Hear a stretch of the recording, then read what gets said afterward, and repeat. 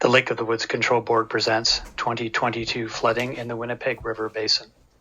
This video is the first in a three-part series of videos concerning this historic flooding event.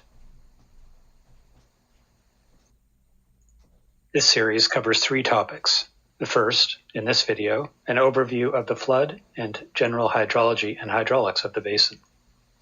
Second, a review of the 2022 flood hydrology, water levels, and water level regulation.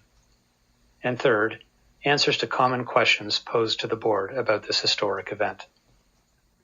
The spring and summer of 2022 brought exceptional flooding conditions across the entire Winnipeg River drainage basin in Ontario, Minnesota, and Manitoba. New records for water levels were set in many areas, while other areas that were short of records were the highest in many decades.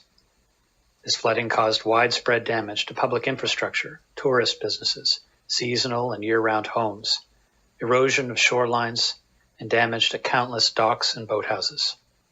The challenge of extremely high water levels was compounded by the long duration of the flooding. Even as August draws to a close, some areas have still not returned to normal summer levels, nearly 4 months after high water developed. Dam operators contended with extreme flows in many locations higher than ever recorded.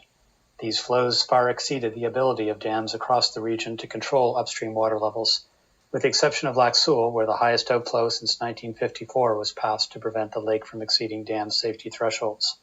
High water levels both above and below the dams cause unique challenges for operators across the region.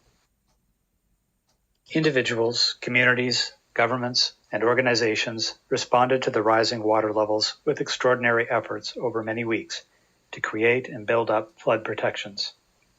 Not all of these efforts were successful. Damages were extensive, with states of emergency declared in Minnesota, Manitoba, and at 20 communities in Ontario. Evacuations occurred in the worst-hit areas of the English and Winnipeg rivers, and due to the scale and impacts, disaster funding was made available in areas of Ontario and in Minnesota.